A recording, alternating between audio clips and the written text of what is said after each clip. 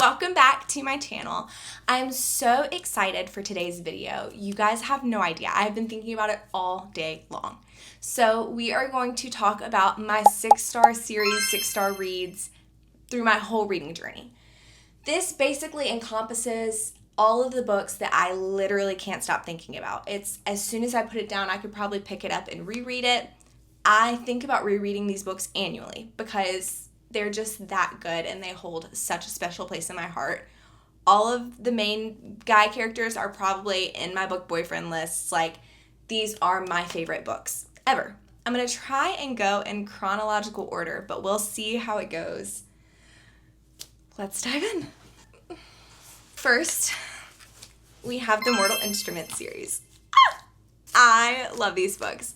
I don't know if I love them because they're just nostalgic for me or because they're like really that good. But I probably read these books whenever I was in middle school and I fell in love with them. They follow a girl named Clary who just turned 16 and she sees a murder happen in a club and nobody else can see it. And she's like, what in the world? They're like, how can you see us? Well, then her mom gets taken and there's this attack and she realizes that she's not who she thought she was, and it opens her eyes to this entire other world with all these other creatures, and she's having to learn about herself and learn about all the things she didn't know, the secrets that were kept, and it is just so good. Jace,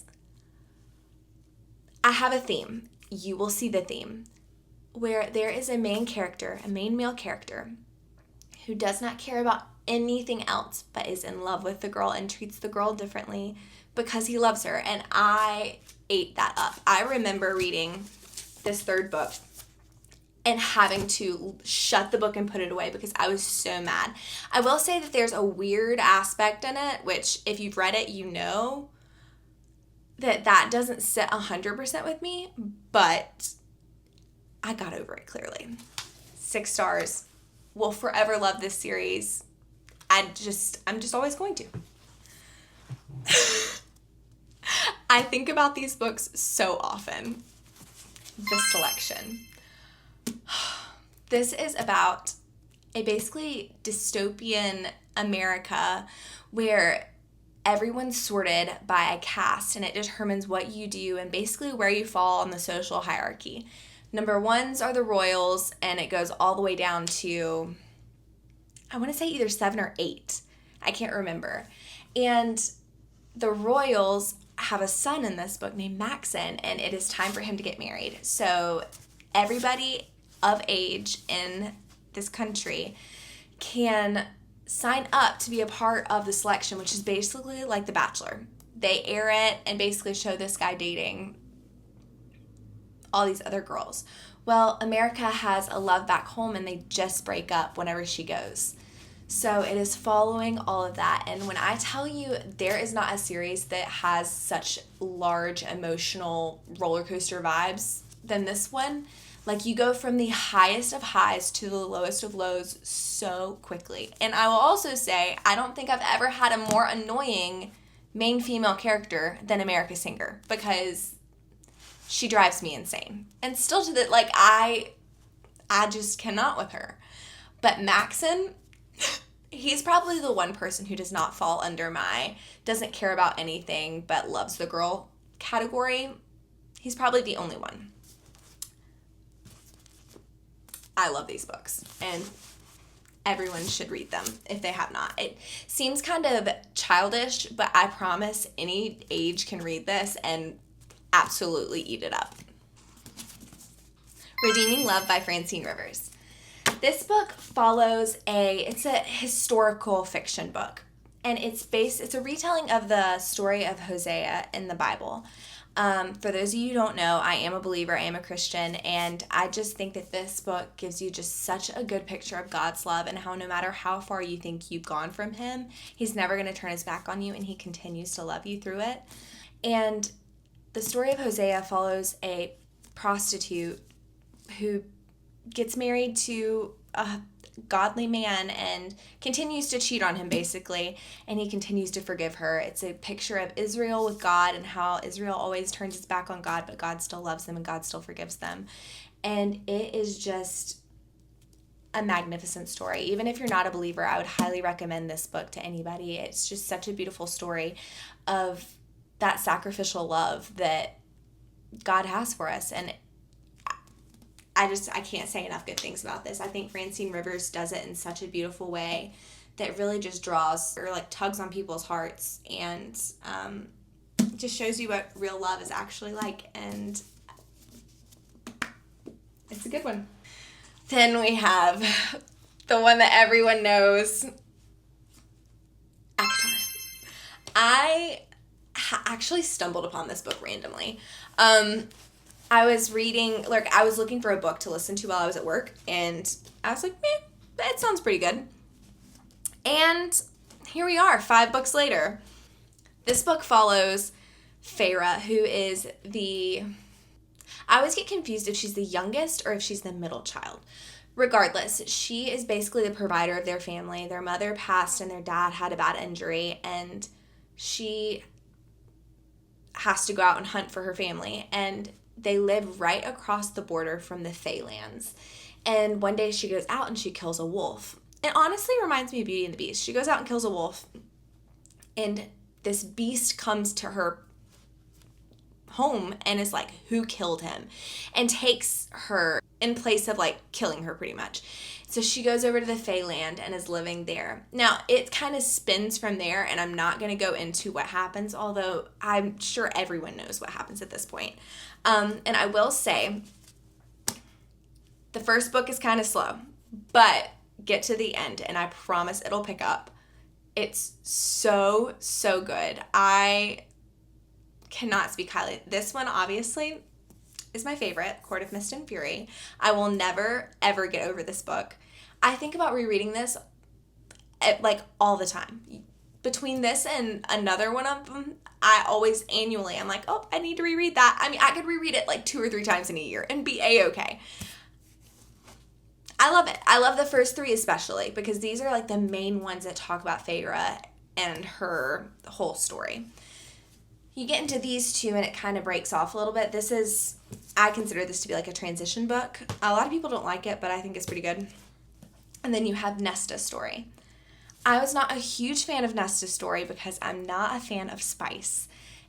I'm going to avoid it if I can, and this book is heavy on it. I get why. I think it's worth reading at least once. I would look up a spice guide and avoid it at all costs, but I think her story is worth telling. It's a really beautiful one, but out of all these 3 are my favorite. Then, this next series, Once Upon a Broken Heart, I got into because my sister read these books and was like, you have got to read this series. This is a spinoff of the Caraval series and by Stephanie Garber. You meet one of these characters in those books. So I would recommend that first. These are better than those in my opinion.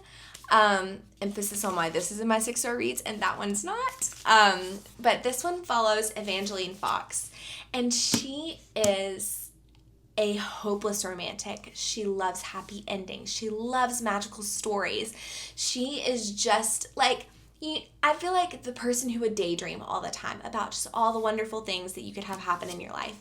I feel like ultimately that's who Evangeline Fox is. And she just believes the best in everybody. And she, of course, falls in love, but something goes wrong. And so she has to go to the fate. What is he called in this? The Prince of Hearts. That's what it is. His name is Jax, but he's the Prince of Hearts. So she goes to him to get help on how to have her true love back. And he is cursed. He's cursed to only be able to kiss his true love. Anybody else that he kisses will die. And I just adore these books. I remember sitting in my bed reading this book and yelling at the end because there was no way. There was literally no way. My husband ran and was like, what is wrong with you? And I'm like, this book. He's like, oh my gosh. I will say this one was a little bit of a disappointment, but still good. I just think that this one was so good that it's hard to follow up. But 6-star series would 1,000 times recommend. It's so whimsical. It's so fun. It is one of my favorites to read in the fall. I think just the magical aspect, and it's just whimsical, and I just think about like apple cider, which is again like a fall thing. I don't know. I just love these books and will never stop loving them. Shatter Me. Let's chat about these books for a little bit. So to me, I wouldn't say the whole series is 6 stars. I really would go with Ignite Me is 6 stars, and I would say Unravel Me is 5 stars, but you have to read the whole series. Shatter Me to me is very slow. It follows a girl named Juliet who basically has been in an insane asylum because anybody she touches, she causes severe pain to, and she meets a guy and they figure out that they can touch. She gets a roommate, they can touch. And it's this whole thing of why can I touch you? And they try to escape. And this is very dystopian as well. I really don't even know how to explain it. Ignite Me, Warner, falls under the category of does not care about anybody but the girl. And it is so good. So good. I'd say it's worth it to read the first one, even though it's kind of hard to read, to get to this third one. So good. Then, Better Than the Movies by Lynn Painter. If you guys listen to Haley Pham at all, she raves about this book. Again, my sister watched Haley Pham, heard about this. This was before I really got into watching Haley Pham's videos, and she read this and she's like, Lauren, you need to read it. I don't know why. I put it off for a very long time, and boy, was I wrong. This book follows Liz Buxbaum, who, again, is another hopeless romantic. Her and her mom loved to watch rom-coms all growing up. Her mom passed, and so she's still looking for that rom-com type of love, that like true love with the meet cute and all the things. And this guy from her past shows up, and she's like, I'm gonna date him. This is my person. And her neighbor is literally one of the worst human beings ever, always picks on her, always does stuff, and she enlists him to help her land this other guy, and they basically fake date. And I knew from, I think it was maybe chapter 2, that this was going to be in my 6 stars. No, it's the end of chapter 3. By the end of chapter 3, I knew that this was going to be a 5-star book. 6-star book. I have never stopped thinking about this, and I love the fact that Lynn Painter does a playlist for this. I still listen to Paradise from this because of this book, and it's so good. It is so good. It's a young adult, no spice. Anybody can read this, and I promise you'll like it. Okay. Empyrean. This series, I remember seeing this going viral, and it was everywhere. Everyone was reading. Everyone was talking about it, and I was like, it's probably not that good. It is hyped up, you know. It's just probably not that good. I was out at Target or something, maybe even Walmart, and I was like, yeah, let me pick it up. You know, like everyone said it was good. I demolished Fourth Wing. Follows Violet Sorrengail, who is the daughter of the general of Basgiath War College, and she is about to go pick her quadrant that she's going to serve in or go to school in. And her mother tells her, you're going to the Writer's Quadrant. And she's like, I've only trained to be a scribe. And her mom's like, basically, suck it up. And so she enters the Writer's Quadrant. And of course, she is under the person who her mother killed his father. Like, I'm not doing justice of explaining this book series. She goes into the Writer's Quadrant, where there are basically people who want her dead because of who she is.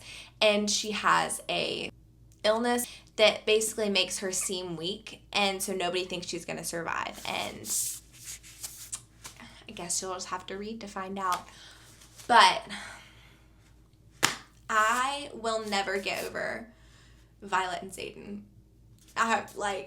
Honestly, this book takes the cake for me. Like, I eat this book up every time. A lot of people say that they don't like it because there wasn't a whole lot of substance to their relationship, which I will say, yes, initially they basically just thought each other were hot, and then they got to know each other. There is spice in this series. You can look up a spice guide and avoid it. It doesn't take away from the story at all. But I love this book. I love the fact that the end kind of left you a little bit of hope. This book destroyed me. Utterly destroyed me. I also think I ruined something in this. I think I accidentally read the end of this book. This book, I knew nothing, and I went in blind. I remember sitting there, like, I was nauseous by the end of this book, and I had to stay silent because the people I was reading it with hadn't finished it yet. It was brutal. Then this book, I think I spoiled some more stuff for myself, but I saw the end of this book coming from a mile away. But I love this entire series. I cannot wait for her to finish it. I'm just utterly terrified for how it's gonna I'm utterly terrified for this series because it really has such a grip on me. Like, these are real people. The Sky at War College is real. It's bad. My obsession with these books is bad. Finally, not the last one. I'll talk about the other one before I get to this one. I forgot about it because I have it on Audible. I do not actually have the physical copies, and it is the Throne of Glass series. This is a book series that obviously everybody talks about as well.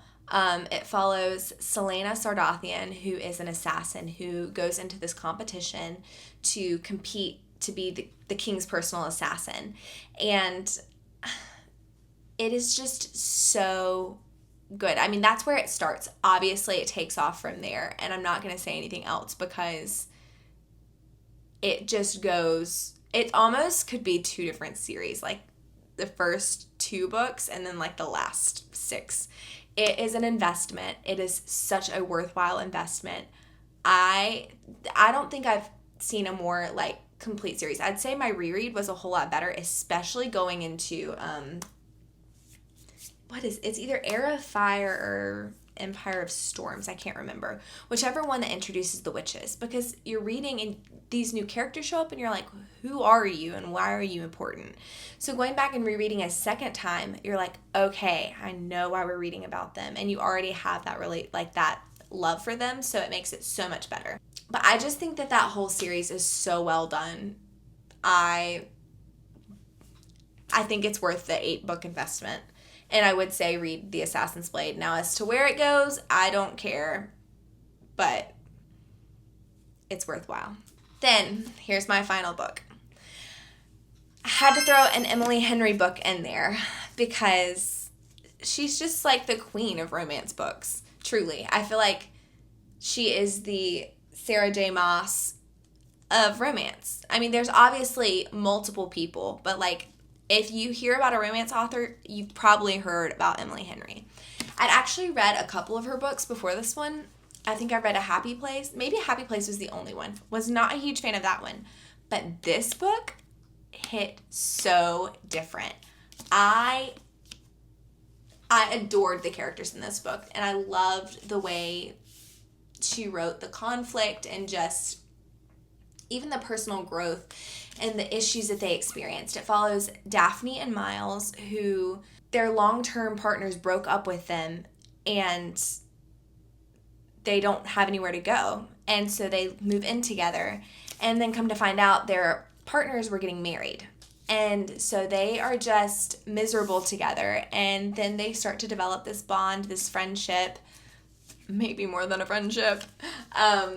It's just so good. I love Miles's character because her perception of him is so off, and just getting to experience like who he is and like see her become her own person, and I love this book. Again, I'm going to say this about all of them, but I think about rereading this book constantly. Like, it's my favorite. It's one of my favorite romance books.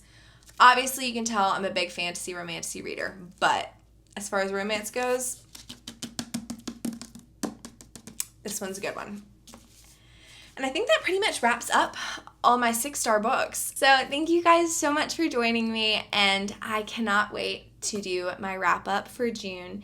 It's been a little bit slow, and I will explain that in that video, but I can't wait to see you guys then. Be sure to like and subscribe, and let me know what your 6-star reads are in the comments, and so that I can find maybe a new 6-star read from yours. And I will see you guys again next time. Bye.